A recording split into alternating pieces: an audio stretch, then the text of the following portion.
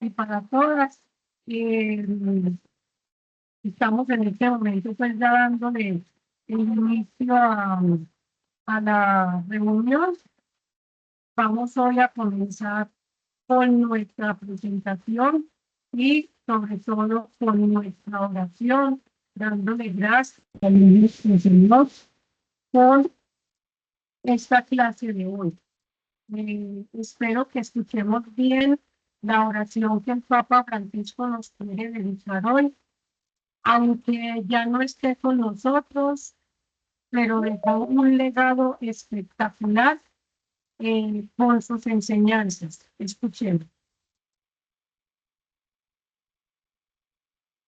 Para defender los derechos humanos fundamentales hace falta coraje y determinación.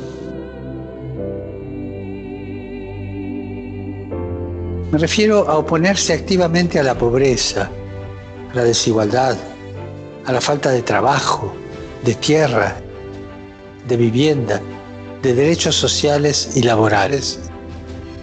Piensen que muchas veces los derechos humanos fundamentales no son iguales para todos. Hay gente de primera, de segunda, de tercera y de descarte. No, tienen que ser iguales para todos.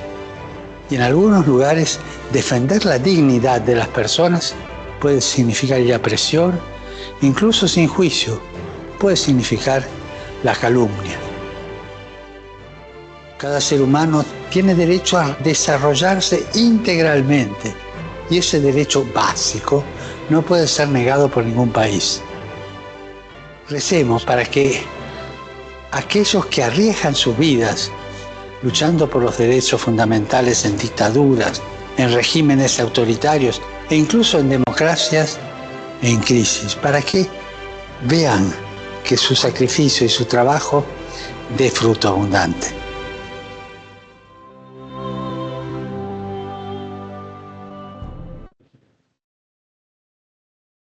Espero que esa gran oración, Papa Francisco, donde nos pide que recemos por estas personas que luchan ante tanta desigualdad, ante tanta injusticia, ante tanta opresión. Oremos por todos ellos para que el Señor y el Espíritu Santo les dé esa fuerza necesaria para entender su santa voluntad y ponerla en práctica. Padre nuestro, que estás en el cielo, santificado sea tu nombre, venga a nosotros tu reino, hágase tu voluntad en la tierra como en el cielo. Danos hoy nuestro pan de cada día, perdona nuestras ofensas, como también nosotros perdonamos a los que nos ofenden. No nos dejes caer en la tentación y líbranos del mal. Amén.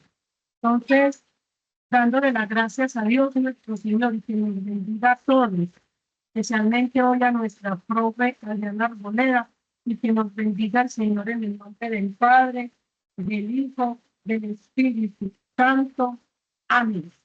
Entonces, ya pasamos lo de la oración, dándole las gracias pues, a nuestro ex Papa Francisco. Y es entonces pasar a una buena noticia también, que es hacerles la presentación de nuestra expositora del día de hoy, de la noche de hoy. Ella es Adriana Arboleda Betancourt, defensora de derechos humanos, directora de la Corporación Jurídica Libertad. Ha trabajado en el Chocó con comunidades indígenas y afrodescendientes, con la misión Claretiano. Actualmente está acompañando y representa a víctimas de graves violaciones a los derechos humanos, en especial víctimas de desapariciones forzadas y ejecuciones extrajudiciales. También les comparto que ha sido docente de la Universidad Uniclaretiana, donde tuve yo el gusto y el placer de compartir 2 clases con ella. Entonces, bienvenida, mi profe, mi tocaya, que Dios y la Virgen me la acompañe. Bienvenida. Muchas gracias, Adriana. Buenas noches para todos y todas. Espero que estén muy bien. Muchas gracias por la invitación y pues nada, muy agradecida de poder compartir este ratico de noche con todos ustedes. Bueno, me imagino que ya puedo empezar, ¿cierto, Adriana? Bueno, Sí, profe, bien pueda. voy a compartir por acá la pantalla. Espero que sí.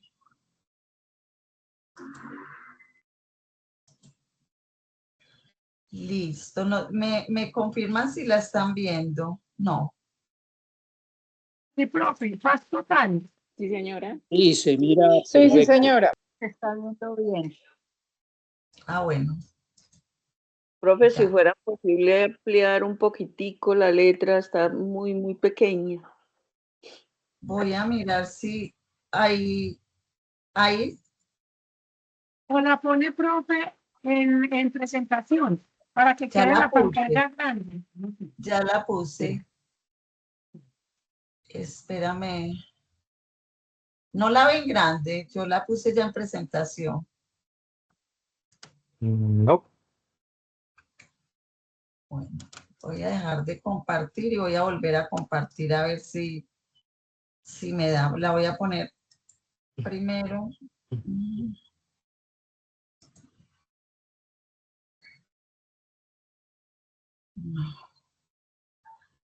Bueno, parece que yo estoy como enredada con esto.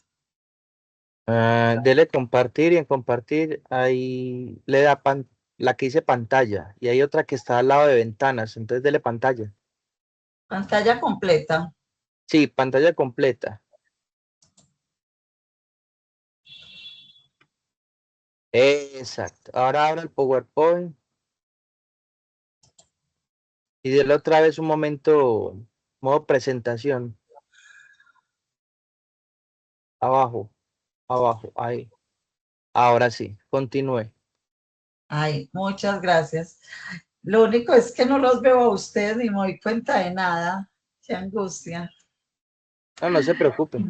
Tranquila, profe, que en el momento de lo de las preguntas, vamos a dejar ya como en la última parte preguntas. Y si alguien las tiene, pues va levantando la manito y yo le voy pidiendo a usted el permiso para poder dar la respuesta.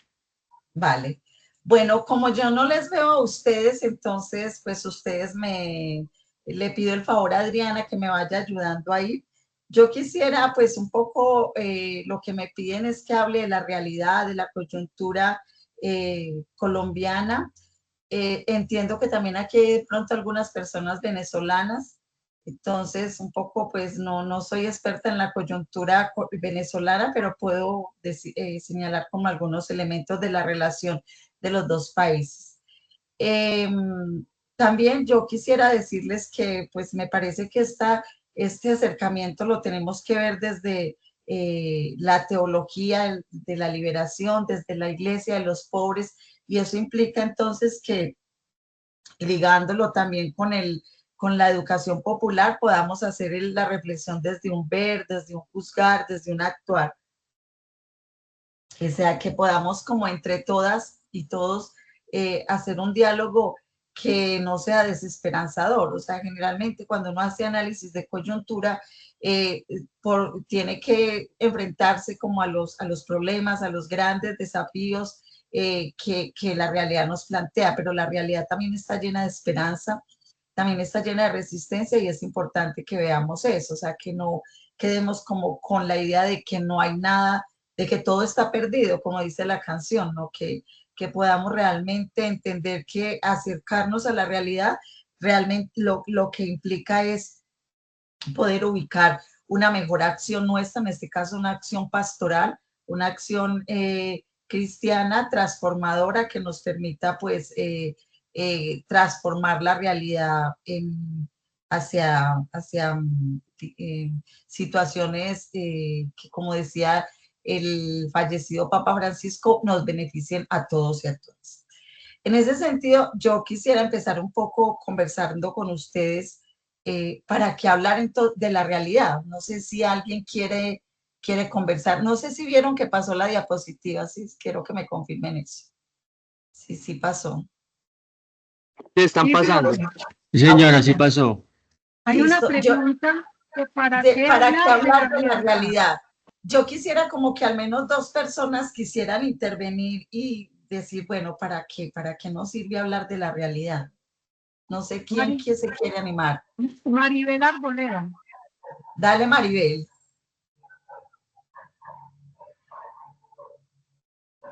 Ay, ay. ¿Aló, me escuchan? Sí, Ahí Maribel, sí, bien sí. puede. Bueno, es importante hablar de la realidad en este momento por todo lo que se está viviendo, no solamente en Colombia, sino a nivel internacional, ¿no? Desafortunadamente lo que se vive a nivel internacional también se está viviendo aquí en nuestras comunidades indígenas, en nuestras comunidades guayú, y hablar de la realidad no solamente es en un contexto bélico, sino también en un contexto emocional, ¿no? En un contexto espiritual, donde uno ve dentro de esta realidad es la ausencia de Dios, ¿no? Sin llegar a ser una persona muy cismática, muy cuadriculada, pero ve uno en todos esos caracteres esa ausencia de Dios y esta realidad que nos aflige, ¿no? Yo hace mucho tiempo no veía noticias y el día que volví a ver, mejor apagué porque lo que vi fue tan bélico que yo decía, Dios mío, esta es la realidad que nos estamos viviendo en este momento y es una situación muy triste donde uno se siente impotente, ¿sí? Donde uno quisiera sacudir y decir, mire, hay esta ruta de atención, se puede hacer esto, pero uno desafortunadamente se siente como con los brazos y las manos muy atadas. Entonces, en esta realidad de este momento del país, yo personalmente siento mucha impotencia. Impotencia porque se pueden hacer cosas mejores, impotencia porque sí se pueden hacer articulaciones, impotencia porque se puede hablar desde otros sectores, desde otras líneas de pensar y hay mucho por hacer por nosotros, los colombianos. Entonces, yo personalmente siento mucha impotencia. Muchas gracias. Gracias a ti, Gracias, Maribel. Maribel. Luis No sé, Enrique. Enrique, profe, también le va a preguntar. Lo primero que Va a habría compartir. lo primero que habría que decir en estos contextos de hablar de nuestra realidad, tanto política a nivel de Colombia como de otros países, es, para mí se me presenta una dificultad, porque a veces hablar de la realidad política, eso implica tomar partido o que lo tilden a uno de que uno está tomando partido. Entonces, de una u otra manera, esos extremos, o usted es petrista, o usted es uribista, o usted es de aquel, o usted es de aquel, entonces, siempre y cuando uno vaya a hablar en estas realidades contextuales del país, entonces, pues la dificultad se presenta es que usted es de aquí o usted es de allí. Y por lo tanto, entonces no se logra de pronto tener un diálogo constructivo. Pero de una u otra manera, pues eso sirve también para comprender mejor los contextos y las dinámicas que nos van rodeando, ¿cierto? Y también pues el hablar de nuestra realidad nos permite formarnos opiniones. Eso no quiere decir que uno esté a favor o en contra de nada, simplemente uno hace una lectura. Pero a veces la cuestión está es en ¿qué? En los encuentros de diálogo, que a veces pues de una u otra manera como que no se logra llegar a la discusión profunda, porque de una u otra manera entonces le dicen, no, es que usted ya tiene un partido, usted ya tiene una opinión, usted ya es de aquí o es de allí, y eso inmediatamente limita a tener unos diálogos que verdaderamente construyan o que verdaderamente nos permitan abrir horizontes, ¿cierto? Y es por lo tanto, esas situaciones así no nos permiten promover el cambio, no nos permiten formar identidad con nada. Y por lo tanto, pues también en unos ambientes así, pues no nos permiten formar comunidad. Entonces, por gracias. eso pienso que es bueno, sí, hablar de la realidad política, pero también tener un poquito de mente abierta para lograr a consensos y para decir, bueno, yo pienso así, usted piensa así, pero bueno, ¿cuál es en realidad lo que está pasando? Muchas Gracias, gracias. Luis Enrique. Bueno, muchas gracias a Luis Enrique y a Maribel. Yo creo que es muy importante esos elementos que ustedes señalan. Por un lado, el diálogo, el poder hablar, el poder conversar, el poder opinar. Hoy estamos viviendo en el mundo una realidad, digamos, de agudización de estrategias de miedo, de generar terror, de generar desesperanza. Estamos viviendo otra vez una era de militarización, de agudización de la guerra, que nos plantea un desafío ético muy grande, y es cómo reaccionar con esperanza ante estos hechos. Yo hoy acá no voy a hablar de la realidad mundial, no tenemos tiempo, y creo que también es importante referirnos a nuestro país, pero creo que sí es importante ver, no ser ajenos a lo que sucede en el mundo. Por ejemplo, el genocidio en Gaza. Es muy importante no guardar silencio frente a estos hechos, cómo desde Estados Unidos se está promoviendo una estrategia de terror mundial, de persecución a los migrantes, de agudización de la pobreza, que nos está afectando a todos y todas. Y entiendo muy bien lo que dice Maribel, de a veces esa sensación de, pues, de no querer ver, de no querer escuchar, pero creo que justamente para nosotros, nosotras que somos además personas de fe, es importante hablar de eso. Por eso les decía ahorita, volver a la metodología del ver, del juzgar y el actuar. Hay que ver. O sea, no podemos ser hombres y mujeres de fe con los ojos tapados, la boca tapada, los oídos. No, tenemos que ser personas abiertas al mundo y a poder transformar ese mundo. Y por eso, pues es importante, como les digo, que hablemos de esta realidad para poderla transformar. Yo quisiera entonces, para entrarnos un poco ya, hay un eco. ¿Ya? ¿Alguien? Bueno. Quisiera, para que ya nos centremos en la realidad colombiana. Eso es lo que pasa con las políticas imperiales. Buenas, perdón, el que está abriendo la cámara desea participar. Perdón, en el micrófono. 73, Pompeyo, llamado por aquellos descendientes de los El padre Pedronel, por favor, apague el micrófono. Ayudarlos a gobernar. Hoy. Listo. Ahora sí, profe, disculpen. Tranquila, gracias. Para continuar un poco entonces y adentrarnos en la situación de Colombia, yo quisiera pues que veamos un poco lo que está pasando en el país en términos de crisis humanitaria, en términos de paz, en términos de derechos humanos. Pues ustedes saben que tenemos muy poco tiempo, entonces realmente no vamos a tener posibilidad de profundizar en todo, pero sí queremos como que nos quede una mirada para que en la última media horita podamos conversar un poco más de eso. Voy a empezar con un video que es del 6CR, que dura 2 minutos y medio y que nos va a servir para que más adelante también podamos conversar.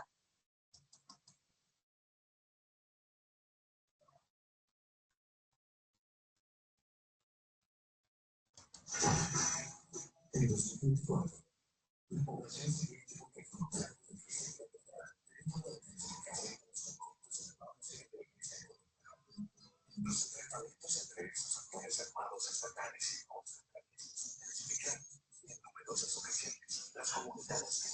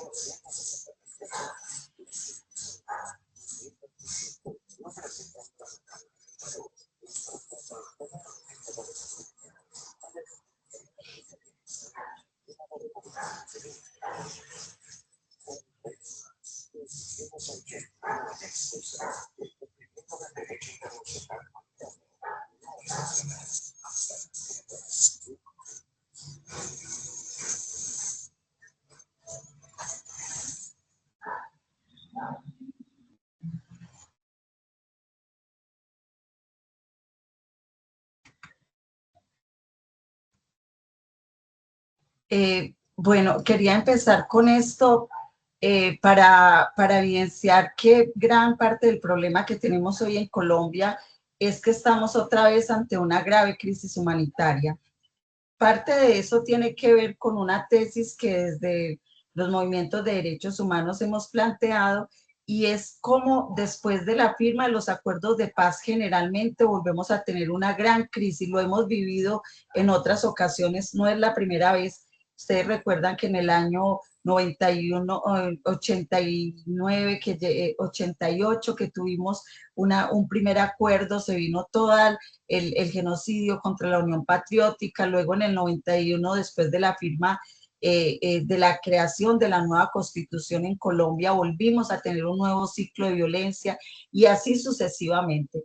Y esto se da por la falta de cumplimiento al acuerdo de paz. Por desgracia, el acuerdo de paz que se firmó en el 16 de noviembre del 2016 no permitió que hubiera una estrategia en el gobierno posterior a Santos para que se consolidara la paz. Y pues lo que vimos es que nuevamente se vieron fortalecidos muchos grupos armados, y nuevamente, digamos, estamos hoy en día en un recrudecimiento del conflicto armado, además agudizado por otras conflictividades, por otras violencias derivadas del narcotráfico, derivados de las economías ilícitas, que han llevado pues a una realidad que me imagino que no es ajena a ustedes, porque ustedes pues cada uno vive en los territorios y vivencia lo que está pasando.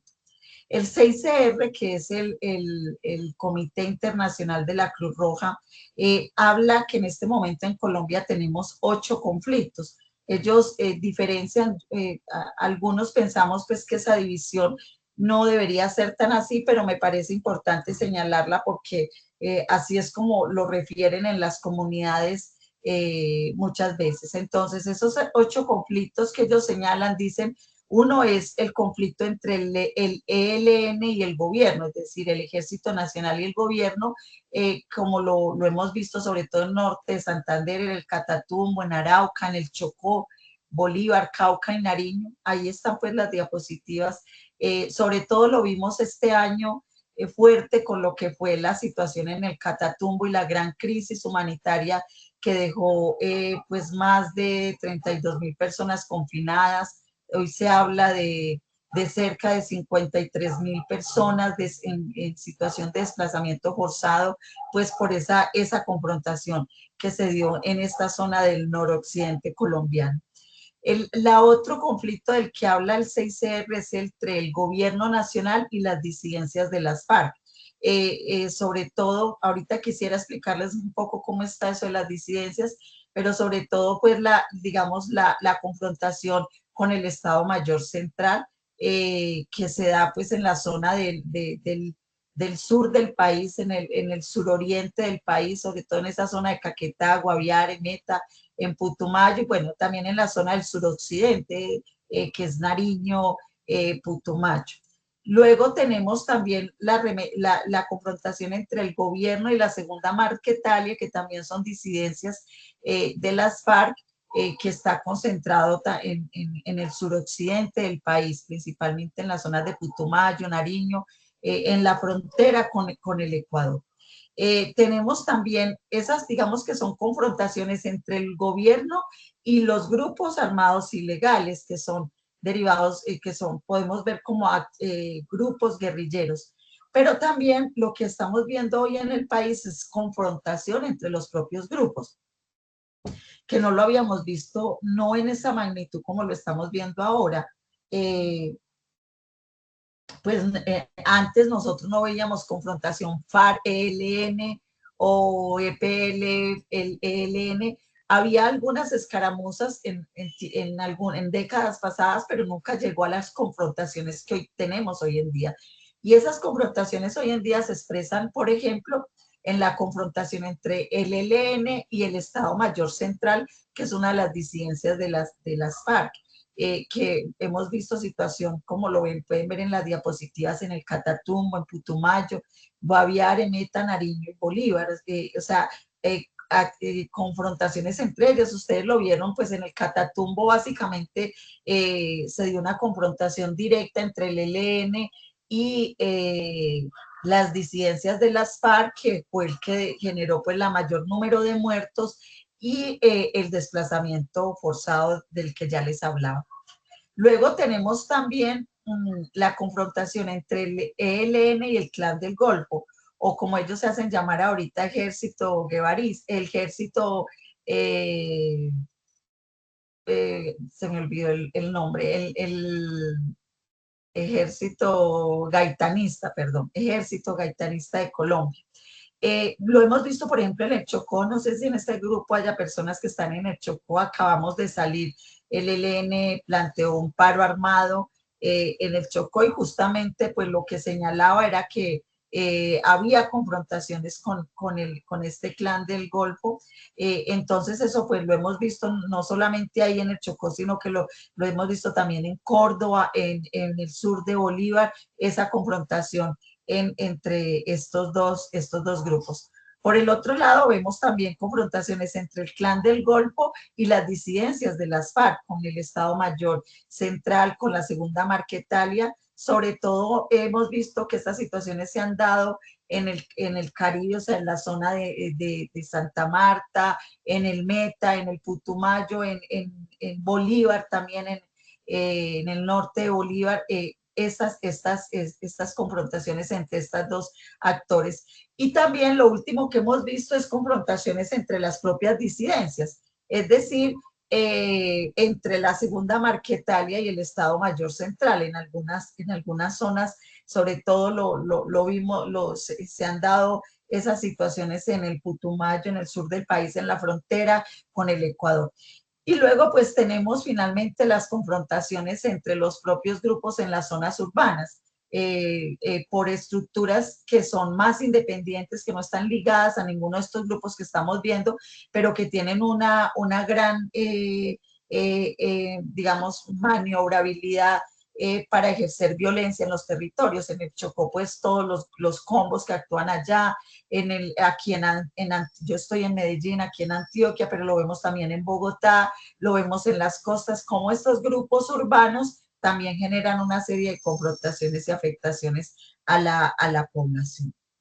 En el caso, digamos, de lo que se va dando en el país, hay organizaciones como Human Rights Watch que hablan como son más de 500 municipios que se están viendo seriamente afectados por la presencia de estos grupos. El ejército, digamos, todos los grupos están ganando presencia. El ELN, que venía de tener, por ejemplo, antes de la firma del acuerdo de paz con las FARC, venía teniendo, no tenía tanta presencia en algunos grupos, pues se ha ido expandiendo. Entonces, esa es hoy la estrategia de todos los grupos, expandirse, y hay una confrontación entre ellas por ganar el control territorial y por ejercer, digamos, control en las distintas comunidades donde están asentadas. Entonces, ustedes lo pueden ver ahí. Human Rights habla de que el Clan del Golfo está en más de 300, casi en 400 municipios, lo mismo que las FARC alrededor de 300 municipios, el ELN está en cerca de 230 municipios, y esto nos da una situación de todo el país finalmente afectado. Son muy pocos los países, los departamentos que tienen, digamos, una violencia más moderada. Uno podría decir que de pronto en algunas partes del eje cafetero es donde menos se siente la situación, pero aún allá también hay en algunos municipios una situación muy, muy compleja que se evidencia en esa crisis humanitaria a la que hablaba el CICR, y que está pues llevando a que nuevamente veamos el aumento del desplazamiento forzado, del confinamiento, de la violencia sexual, del reclutamiento forzado de niños, niñas y adolescentes,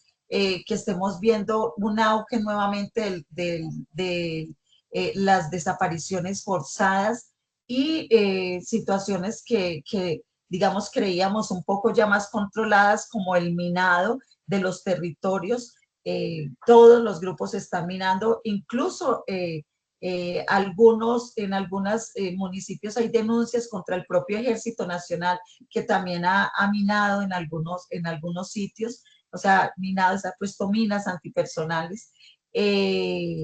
También tenemos pues una situación nuevamente de control de la movilidad de las comunidades, de control de los alimentos, y eso pues en territorios como el Chocó, como todo el Pacífico, más bien todo el Pacífico colombiano, pues comunidades indígenas, afrodescendientes, donde vemos que son afectadas su gobernabilidad y su autonomía. Ahorita Maribel hablaba también de La Guajira, donde también se han dado unas situaciones complejas que además están ligadas con la confrontación que hay en esa frontera binacional, que ahorita pues quisiera decir algunos elementos. Una de las situaciones más complejas tiene que ver con las disidencias de las FARC. Mire, no son las FARC, son las disidencias. Eso hay que tenerlo claro, porque a veces hay en este país que es de polarización y de confrontaciones, de odios, donde no sabemos dar a veces las discusiones fraternalmente, como decía Adriana al inicio. Un poco se dice, no, el acuerdo de paz fracasó porque el grupo está ahorita nuevamente delinquiendo. Eso no es verdad. El 90% de los grupos de las FARC sigue, digamos, en disponibilidad de paz, con un precio muy alto, porque son casi 500 firmantes de paz los que han sido asesinados. Todo acuerdo de paz, por desgracia, no pasa solo en Colombia, ha pasado en todos los países del mundo que han firmado paz, siempre ha dejado disidencias. ¿Cuál es la lógica? Lo que se busca es que en la medida en que se cuide el acuerdo de paz, en que se cumpla el acuerdo, eso desestimula las disidencias. Eso hace que las disidencias sean menores y no tengan tanto impacto. El problema en Colombia es que las disidencias se han fortalecido por el incumplimiento de lo pactado, por el incumplimiento al acuerdo de paz. Entonces, hoy tenemos una situación de unas disidencias fortalecidas y además firmantes de paz que ante el asesinato y ante la falta de garantías para la paz, pues han vuelto a esos grupos. O incluso desmovilizados paramilitares que se han incorporado a estas disidencias de las FARC. Entonces, hoy tenemos la realidad muy amplia de dos grandes sectores de disidencias. Por un lado, el Estado Mayor Central, que está dividido como en tres grandes fracciones. El frente primero, al frente del cual está alias Mordisco, del que nos hablan todo el día en las noticias. Está el bloque Magdalena Medio y está el frente 10, que es el que comanda, o se llama también el frente Jorge Briceño. Digamos, este Estado Mayor Central está al mando de Iván Mordisco, de Juan Mechas, de alias Calarcá, y tienen su zona de confrontación en el Caquetá, en el Meta, en Guaviare, Amazonas, Putumayo y sur del Cauca y Huila. O sea, toda la zona, digamos que toda la zona del sur del país, del sur, sobre todo el suroriente del país y un poco el suroccidente con el Cauca y Huila. Son más de 5.000 combatientes y entre ellos también hay muchos conflictos internos. Ustedes han visto, han escuchado en las noticias que hay confrontaciones entre Iván Mordiscos y alias Calarcá, también por el control de las economías ilícitas. Entonces, digamos que ese es un gran bloque. El otro gran bloque de las disidencias es la segunda Marquetalia, que ahora, además, ellos también se dividieron. Entonces, esto parece un chiste, pero ellos a su vez, es como un rompecabezas que cada vez se rompe más. O sea, entre ellos también hay divisiones de divisiones. Entonces, la segunda Marquetalia ahora está dividida en los comandos de la frontera, que están sobre todo en Putumayo y Caquetá, y la Coordinadora Guerrillera del Pacífico, que opera en Nariño y en el Cauca. Al frente de él, pues está Iván Márquez, que se dice que está en Venezuela. No está muy claro si está vivo o no, pero digamos que es un grupo que además parece ser que sus comandantes están muchos de ellos refugiados pues en Venezuela. Entonces ahí tenemos esta realidad compleja de una serie de grupos que se han fortalecido, que se están expandiendo y que están haciendo presencia en casi todo el país. Y con confrontaciones con el ejército, con la policía, es decir, con el gobierno nacional, pero a su vez con confrontaciones entre ellos, lo que, insisto, pues genera esta grave crisis humanitaria. Ahora, ¿cómo el gobierno nacional quiso enfrentar estos grupos? Fue pues a través de una estrategia que el gobierno actual denominó de paz total.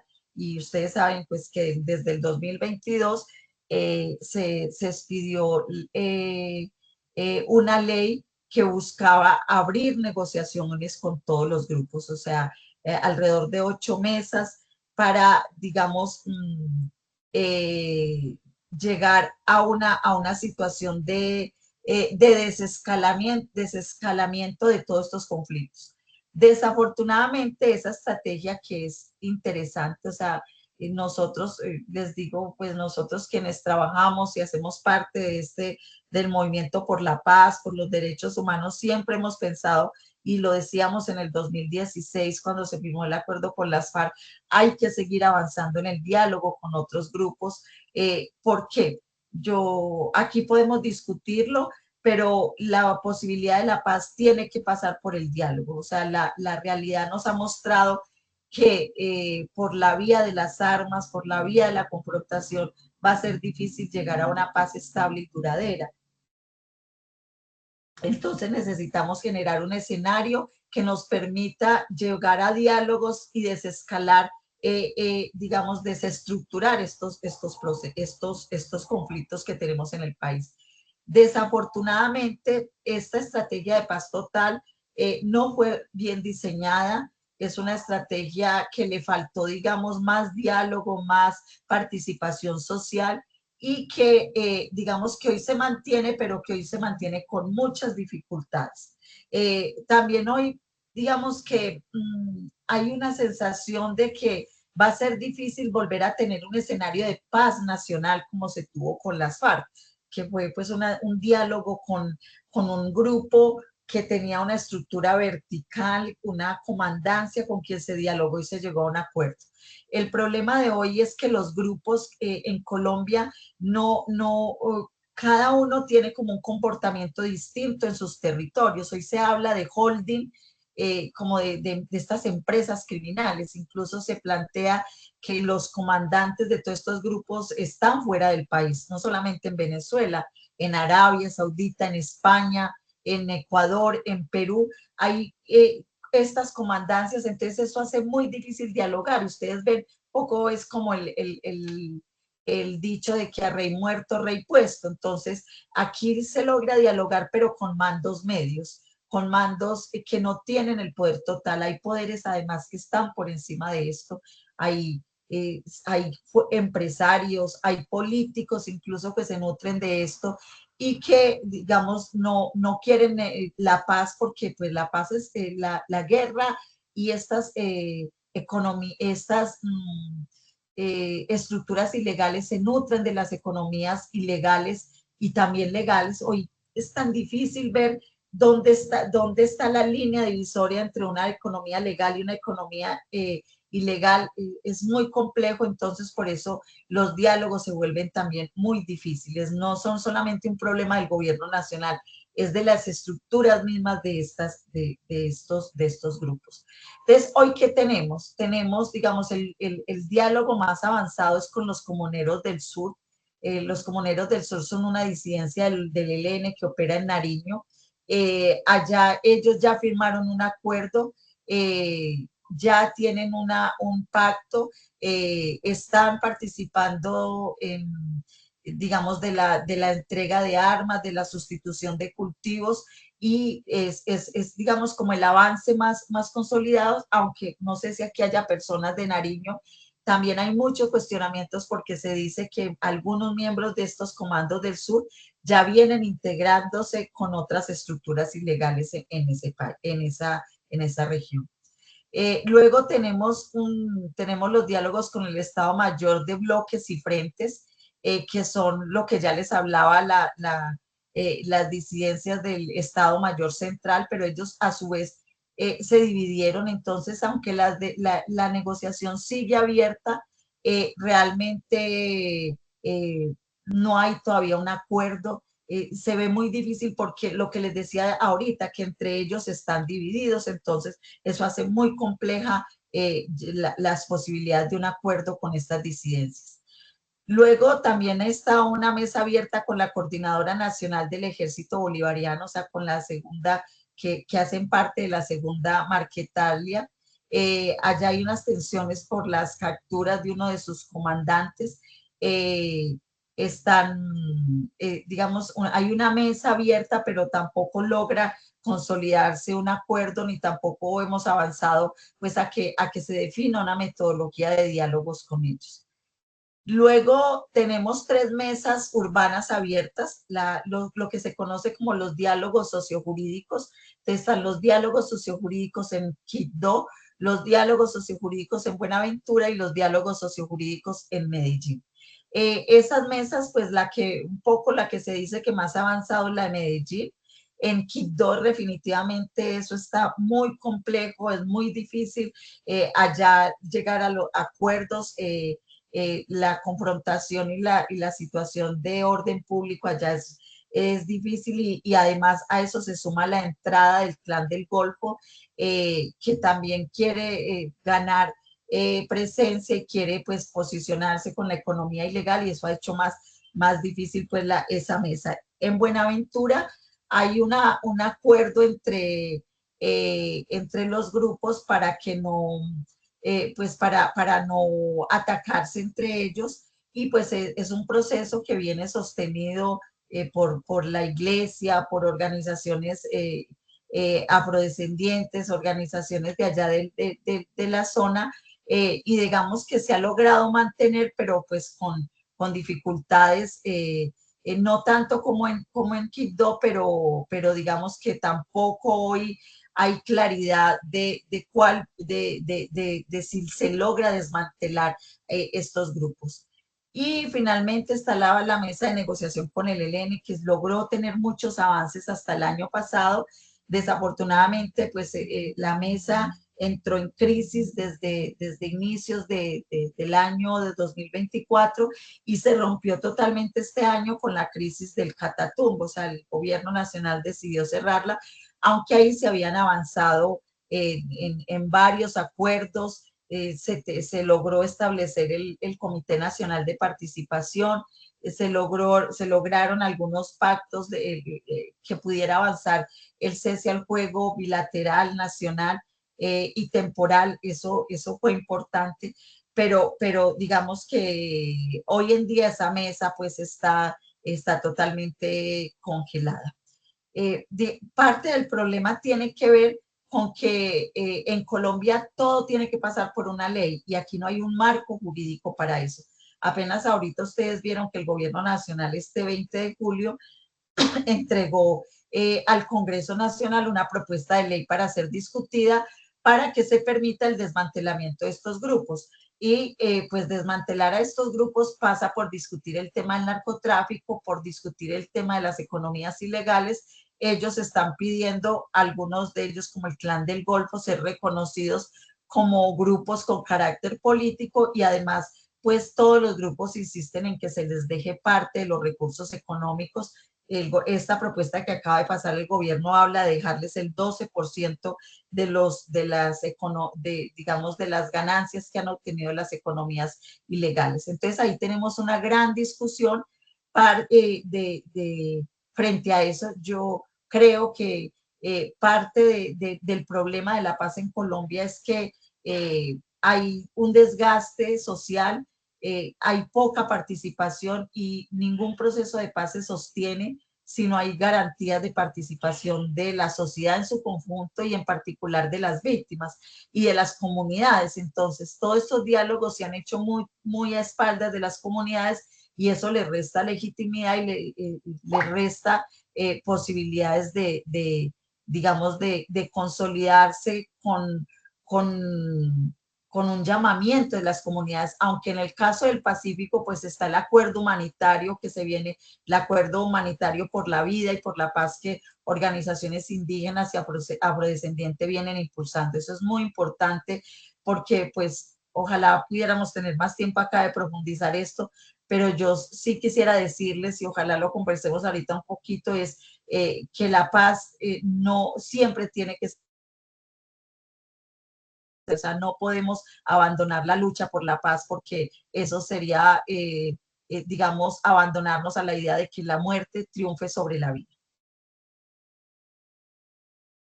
Ahora, en materia de derechos humanos, seguimos teniendo una situación muy compleja, sobre todo en cuanto a los liderazgos. Una organización que es Indepaz habla de que en el 2023 fueron 181 asesinatos de líderes y lideresas sociales. En el 2024 fueron 173, más casi 500 firmantes de paz les decía que han sido asesinados. En lo que va del 2025 ya son cerca de 70 líderes asesinados.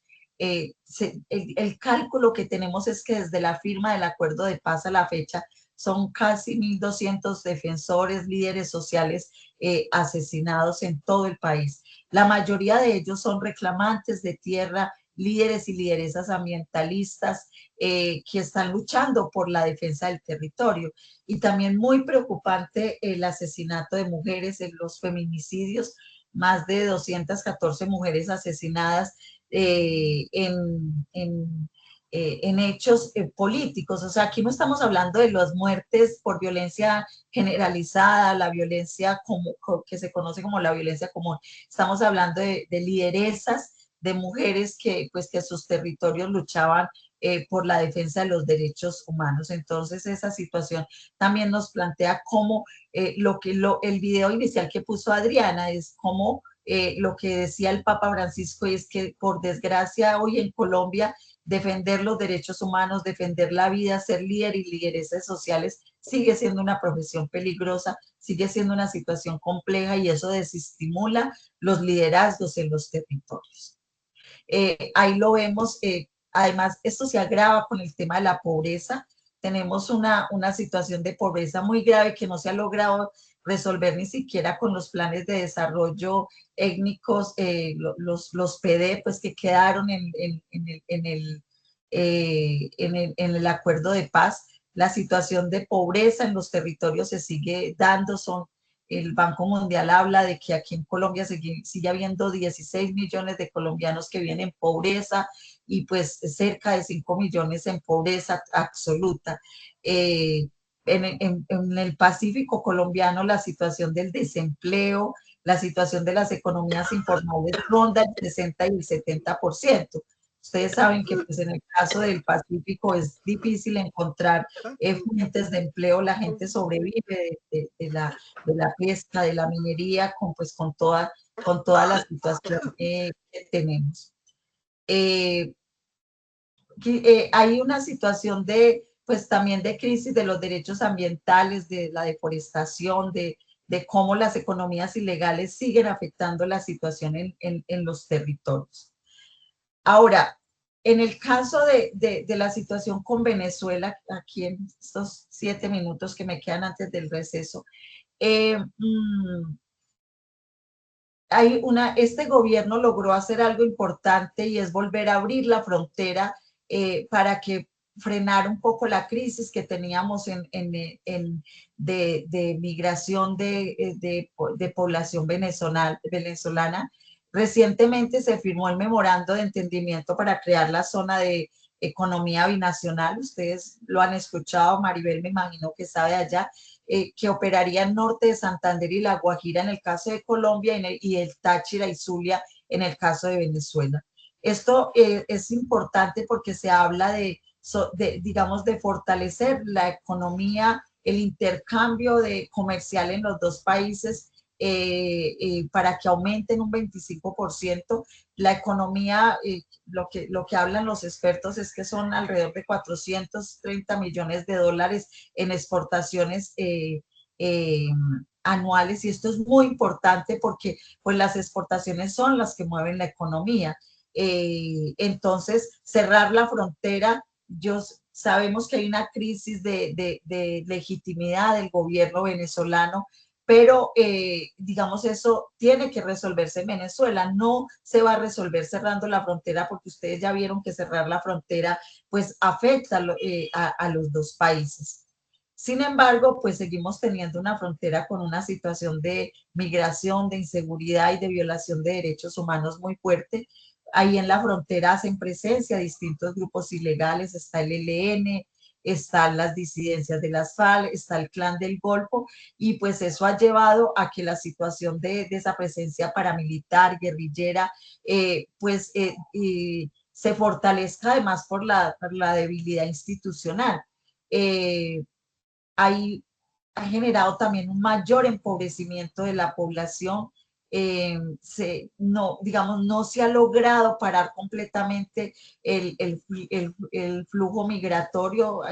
Crisis Group habla de que son alrededor de 2.5 millones de venezolanos que viven en Colombia en una situación precaria, de mucha pobreza, de mucha inestabilidad. O sea, son muy pocos los venezolanos que logran tener una estabilidad económica, y pues a eso se suma la xenofobia, el racismo que vivimos. Entonces, la situación de los venezolanos que viven en Colombia realmente no logran tener una situación de vida digna, o sea, porque entran a sumarse a esos millones de pobres que ya tenemos acá en Colombia. Y bueno, ahora, no toda esa situación pues es catastrófica. Este gobierno actual ha logrado, podemos tener distintas posturas al margen de si son petristas o no petristas. Aquí queremos hacer es un análisis más meramente objetivo sobre las políticas públicas, y hay avances en el tema de derechos humanos. O sea, ahí se acaba de firmar una política pública del Ministerio del Interior para la protección de líderes y lideresas, con un enfoque territorial, o sea, un poco garantizando que la protección no sea individual, sino que la protección sea colectiva. Hay también avances en el tema de entrega de tierras y reforma agraria. Se han entregado más de 90.000 hectáreas a comunidades rurales. Hay un avance en el catastro multipropósito y en el Plan Nacional de Reforma Agraria. Digamos, en este gobierno se ha privilegiado más el tema de vivienda rural y entrega de tierras. Ahora, uno podría decir, eso no es mucho, pero en un país que la guerra dejó cerca de 10 millones de hectáreas de tierras despojadas, pues que hablemos de 90.000 hectáreas es realmente muy poco. El gobierno se había comprometido con 3 millones de hectáreas. Gran parte del problema es que ustedes saben que la tierra está concentrada. El gobierno ha ofrecido comprar tierra a los ganaderos, a los empresarios, pero no la sueltan. O sea, la tierra que los ganaderos han ofrecido vender es tierra no productiva, no apta para la agricultura, ni siquiera a veces para la ganadería. Entonces, pues no puede ser que se sigan quedando ellos con la tierra más productiva, y pues eso es lo que ha frenado la reforma agraria. Creo que es importante que eso se tenga en cuenta, que a veces no solamente es un problema de la voluntad de los gobiernos, sino también de esa concentración de la riqueza, esa concentración de la tierra, pues es la que ha llevado a que no se pueda avanzar con más celeridad en el tema de poder devolverle la tierra al campesinado, a los indígenas, a los afrodescendientes. Aunque algo muy importante es que en Colombia ya se reconoció al campesinado como sujeto de derecho, y eso también es importante en función de la protección de la economía campesina. Ustedes han visto que se ha venido ampliando el tema de las zonas de reservas campesinas, de las zonas de reserva alimentaria, y esto se está haciendo en concertación con comunidades indígenas, campesinas y afrodescendientes, pues, y eso es importante. Hay avances en el tema de las víctimas, la Jurisdicción Especial para la Paz, la Unidad de Búsqueda de Personas Dadas por Desaparecidas. La unidad de víctimas, digamos, ha entregado un poco más de atención, aunque esas políticas de de reparación son muy lentas. A mí me parece que pues ustedes saben que la UARI tiene un problema grave de corrupción, y las indemnizaciones que además otorgan no logran que la gente salga de la pobreza. O sea, a una familia que le den 10 millones de pesos para que se reparta entre toda la familia, pues eso finalmente no significa nada. O sea, no logra que la gente resuelva su problema de vida digna. Hay una reforma pensional que ya fue aprobada, que amplía la cobertura, que es un paso importante en términos de equidad, porque ustedes ven que otorga beneficios sobre todo para las mujeres, para mujeres madres, cabeza de familia, que otorga unos subsidios especiales para las personas que nunca se lograron pensionar. Entonces yo creo que eso es uno de los logros más importantes de esta reforma. Las mujeres con cierto número de hijos van a tener posibilidad de que les contabilicen más semanas para que puedan acceder a una pensión. Yo creo que es de los logros más importantes de este gobierno en materia de reformas, que no ha sido fácil, porque ustedes saben que en el Congreso colombiano hay una clara estrategia de no permitir que pase ninguna reforma que beneficie a los sectores más pobres y más necesitados de este país. La reforma a la salud, por ejemplo, no ha logrado pasar. Hoy tenemos una grave, pues se ha acentuado la crisis de la salud. Ellos están controlando los medicamentos, las empresas, y pues la reforma no ha logrado pasar, y pues va a ser muy difícil que ya ahora pase, pues que estamos a puertas de una elección, y pues ahorita ya entramos en esta etapa electoral y se vuelve mucho más difícil todo. La reforma laboral pasó, no como el gobierno la tenía pensada, pero digamos que hay avances en términos de reconocimientos laborales, en términos de reconocimiento para las mujeres trabajadoras, para los aprendices del SENA, para los horarios laborales, para que pues no haya tanta explotación de las personas que trabajan o que tienen un empleo estable en este país. Y finalmente, pues hay unas reformas en términos de la policía, en términos de proteger la protesta social, que han sido importantes en el país.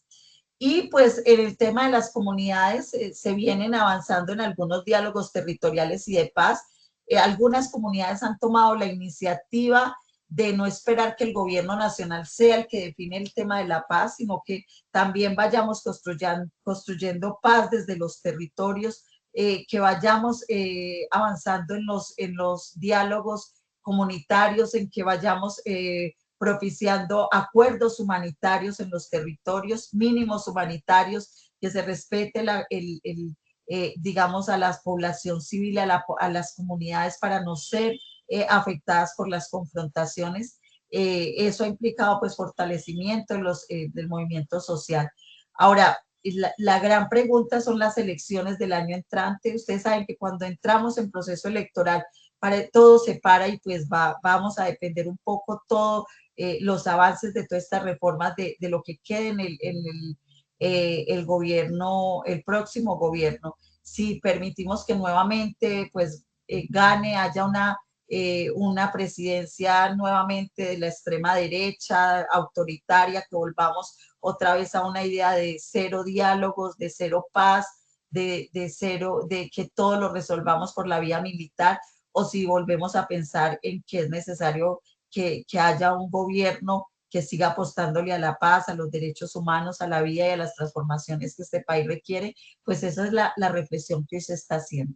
Eso es, pues, digamos, lo que hoy estamos conversando, y que yo creo que podemos nosotros también conversar ahorita después del descanso, pues, que hagamos, para que entremos un poco más en un diálogo colectivo.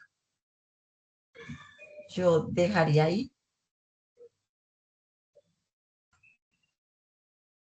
Profe, muchas gracias. Como nos está diciendo la profe Adriana, tomémonos el descansito, un vasito de agua, pararnos, para seguir con este tema tan actual que nos afecta a todos. Entonces, descansemos, y gracias por seguir a continuar.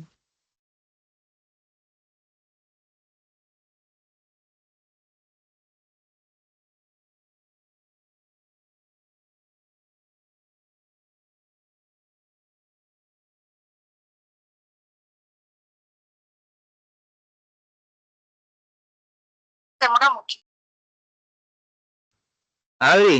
Adriana, ¿Cuál de las dos? Adriana Castro. Sí, hablen, Ah, hablen. ya estamos en el receso de descanso, ¿cierto? Sí, en el descansito. Ah, listo, vale.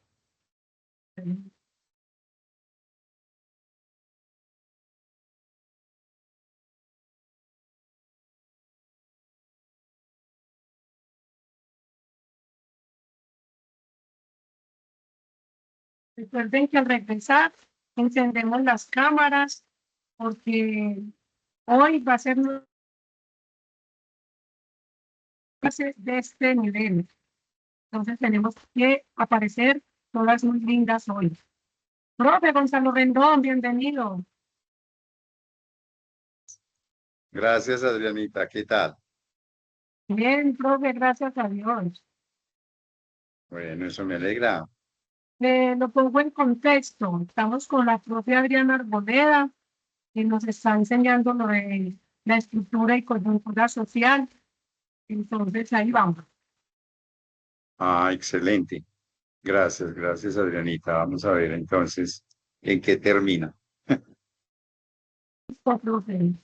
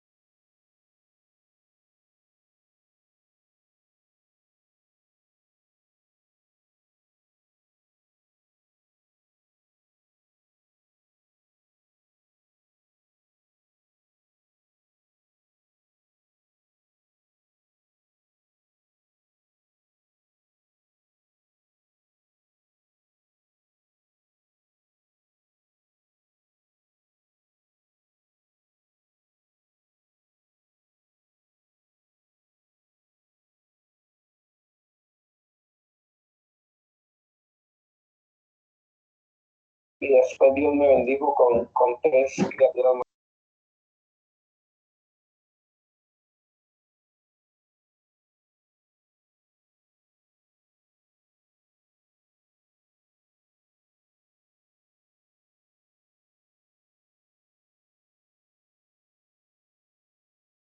Muy bien, profe. Muy puntual, profe Alexander. ¿Cómo está, estimada Adriana? Buenas noches. Bien, gracias a Dios, con mucho calor acá en Medellín. Hay que aprovechar ese aparatito. Amén, amén. Qué bueno. Sí, Acá estamos también sí, culminando, pero sí, siempre bien, activos con la situación de la formación, pues. Hoy qué bueno, cerramos qué la bueno. institución, sí. Sí, Afortunadamente, muy satisfactorio todo con la mano de Dios, pues. gracias a Dios, Alexander, es verdad. Como ya vamos a empezar a llegar, les pido por favor que encendamos las cámaras, que las tenemos, que las tenemos apagaditas para nuestra foto, que esta va a ser la última foto del mes de julio y del nivel. Entonces aprovechemos a ver Albeiro, Gonzalo Rendón, esto Oscar, no lo pude saludar ahorita. Muy bien, Janet. Miremos a ver los que vayan llegando, por favor, las cámaras.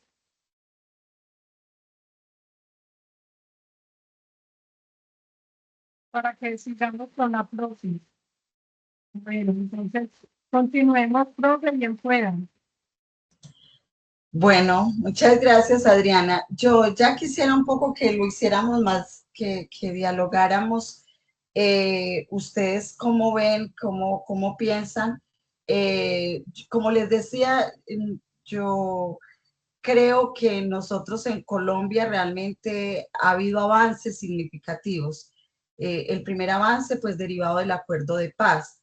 Creo que con este gobierno también ha habido avances significativos en muchas reformas. Sin embargo, también hay unas grandes dificultades que están, como lo planteaba, por un lado, la situación humanitaria, cómo se ha agudizado en los territorios. Por el otro lado, digamos que seguimos teniendo una gran desigualdad social que no permite avances en las transformaciones de vida de la población. Ahora, ustedes también creo que es importante que tengan en cuenta que no siempre todo depende ni de los gobiernos locales ni del gobierno nacional. O sea que también nosotros estamos inmersos en una realidad global que hace difícil ciertas transformaciones. Entonces, no podemos ver todo como si todo fuera muy malo o todo muy bueno, que alguien que era que Luis Enrique al inicio lo decía, y un poco como que nos enfrascamos en las discusiones de quién nos gusta, quién no nos gusta, si estamos de acuerdo o no, y volvemos la discusión personal. Entonces aquí discutimos si se quiere a Petro o si se odia a Petro, cuando el problema no es una persona, el problema es cómo entendemos la economía, cómo entendemos la realidad política, cómo entendemos la realidad en los territorios y cómo sería el papel de la ciudadanía en función de esas transformaciones que el país requiere. Obviamente los gobiernos tienen una obligación de responder también a esa situación, pero también digamos que hay que entender los distintos factores que hacen posible o no que podamos superar las graves problemas y que vamos teniendo. Lo que les digo, por ejemplo, al final les decía de la concentración de la riqueza, la concentración de la tierra es un factor muy complejo a la hora de lograr transformaciones sociales para una mayor equidad y para un mayor respeto de los derechos económicos, sociales y culturales. Lo mismo el tema de las economías ilegales que hoy se juntan con las economías legales. Piensen ustedes, por ejemplo, la minería. La minería en algunos casos es legal, porque pues la economía, la pequeña minería, la minería que hacen las comunidades no puede ser catalogada como minería ilegal.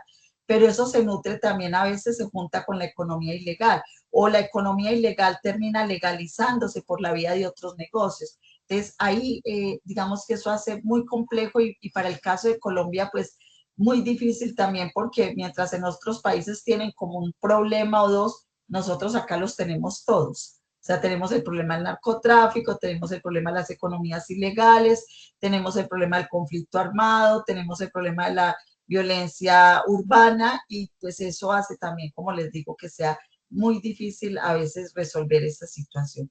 Entonces, no sé si ustedes, algunos quieren opinar, dar también su punto de vista también a partir de lo que viven en sus territorios, de cómo la ven o cómo quisieran aportar en estos minutos que nos restan hasta las 8:30, Adriana, ¿verdad? El profesor Alexander Núñez. Tienes el micrófono apagado, Alexander. Bueno, muy buenas noches, estimada Adriana. De verdad que muy loable tu ponencia en el sentido que se corresponde con una realidad que no solo se vive en Colombia, sino que, bueno, nosotros acá desde Venezuela estamos trabajando un poco el problema comunicacional en estos conflictos, ¿no? En nuestro país, por ejemplo, hay mucha censura a nivel de comunicación, por lo que a veces nos está costando muchísimo expresarnos con toda la libertad Y yo veo esto como una triada, ¿no? Una triada comunicacional, una triada donde hay una arista que es lo espiritual y la otra es la otredad. Es decir, a veces nos expresamos sin tomar en consideración al otro, a ese bagaje o a esa parte que puede sentir el otro sin importarnos, sobre todo a nivel de redes. Hay un proceso bastante rudo en el sentido de que somos muy censurados al momento de conversar. Yo particularmente como docente de comunicación, porque soy lingüista, a veces he tenido que restringir mi discurso precisamente por la misma amenaza en la que nos sentimos cuando hablamos algo, pues.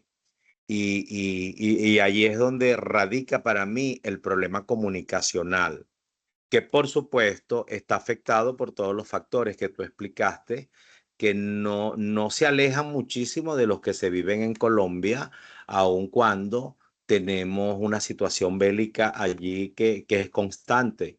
Y lo vemos también en otros países, pues como por ejemplo estos países árabes, lo que se está viviendo a nivel de empatía, de muertes, de ataques, ¿no?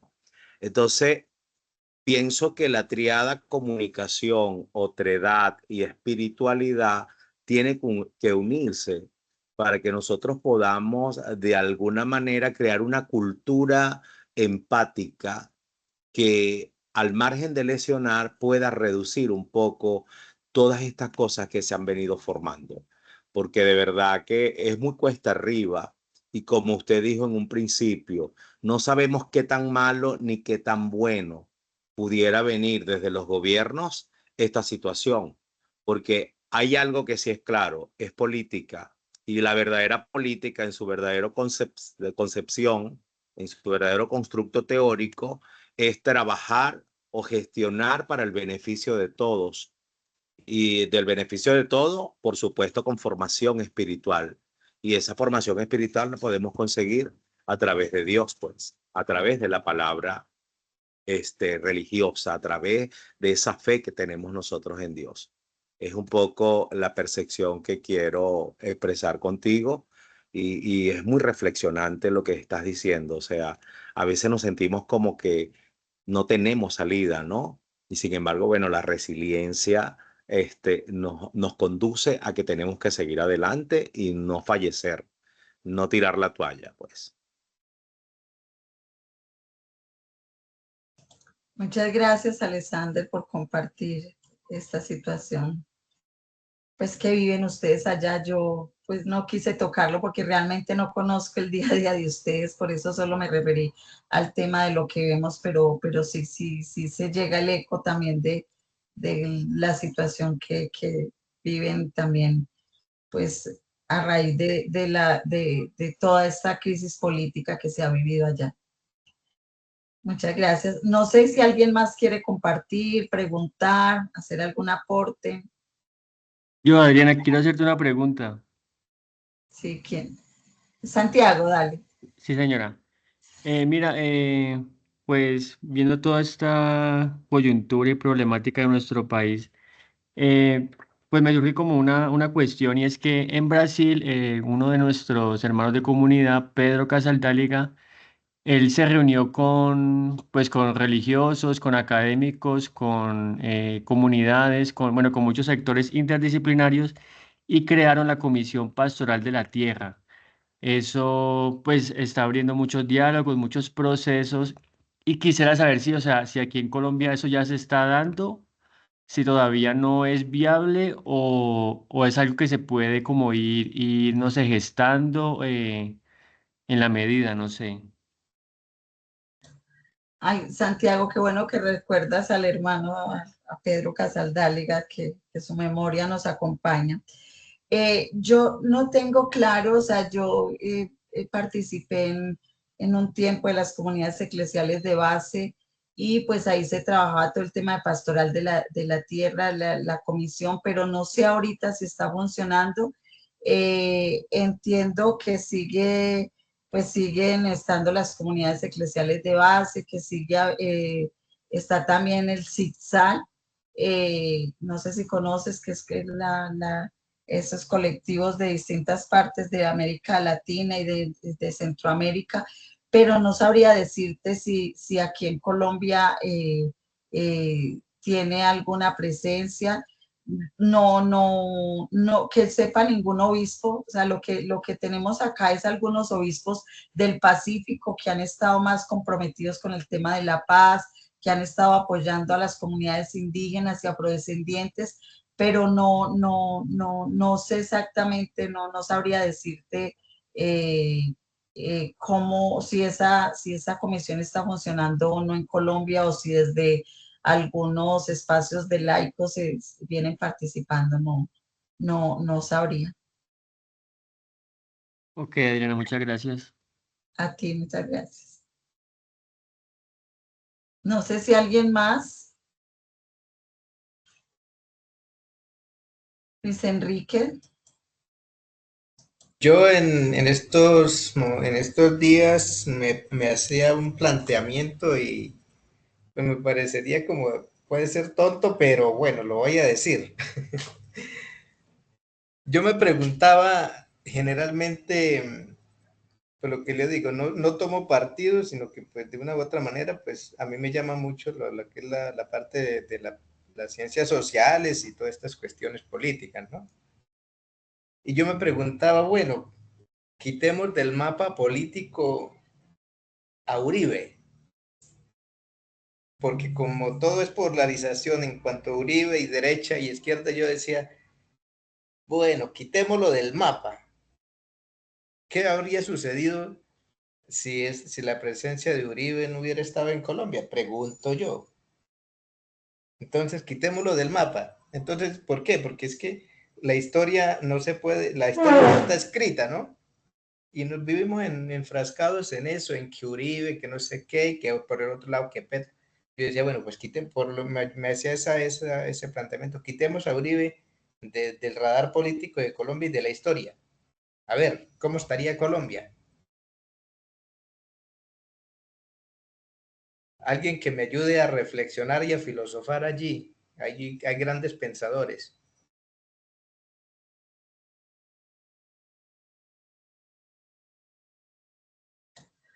No sé si alguien quiera compartir.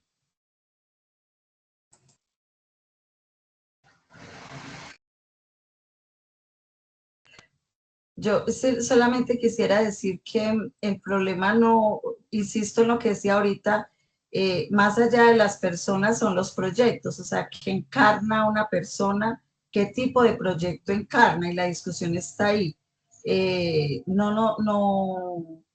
No podemos discutir solo sobre la persona, tenemos que discutir sobre los proyectos que representan unas u otras. Por ejemplo, si para no referirnos a la situación colombiana, refirámonos a la situación del genocidio en Palestina. Hay todavía quienes dicen que en Palestina no hay un genocidio, cuando a todas luces, pues ya es innegable, pero que en Palestina haya un genocidio no es solo por Netanyahu, que es el primer ministro. Él representa a un sector social, a un sector político, a un sector religioso, que es el que ha permitido esto. Entonces, mal haríamos nosotros en decir, no, el problema es solo Netanyahu, no, el problema es quiénes representan ese proyecto y cómo lo avalan. En cada escenario suele pasar eso. Entonces creo que más allá de odiarnos, de decirnos este sí o este no, es pensar qué tipo de proyecto representan unos u otros y yo con qué proyecto me identifico. Creo que ese es el desafío ético que tenemos en Colombia y en el mundo en general. O sea, ¿de qué lado de la historia me sitúo? Yo, como hombre o mujer de fe, de qué lado de la historia de salvación estoy. Esa es la pregunta que creo que debería quedar, ¿cierto? No tanto, insisto, en referirnos única, en defender o en atacar a una persona, sino, digamos, ver un poco más allá del individuo, es lo que creería.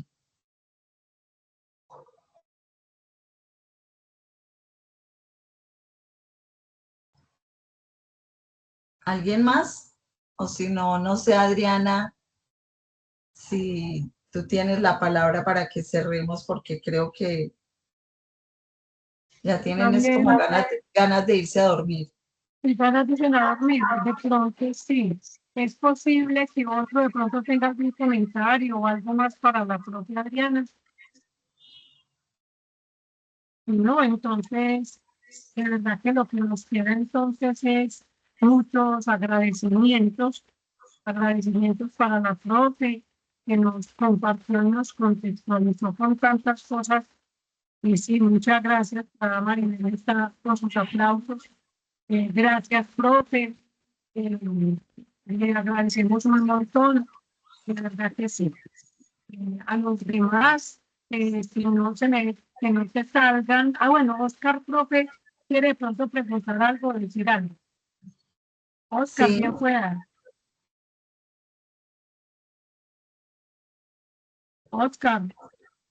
Oscar Marchán. Acá María Cecilia dice que excelente tema, todos han estado por el chat agradeciendo pues con el tema. Oscar. De pronto no tiene activado el micrófono. No, ahí no quiere estar muy bien. Él es el que no está ni siquiera ni cámara ni micrófono. Yo creo, profe, que esto pues para agradecimientos con usted, que Dios me la acompañe, porque sabemos que hoy ha tenido también un trabajo muy arduo, entonces Dios le pague. Muchas gracias. Que nos acompañe. Y a los demás, los que puedan, por favor, no se salgan, que vamos a dejar ya de grabar para entonces que se queden, por favor, los demás. Es que les Bueno. tenemos que dar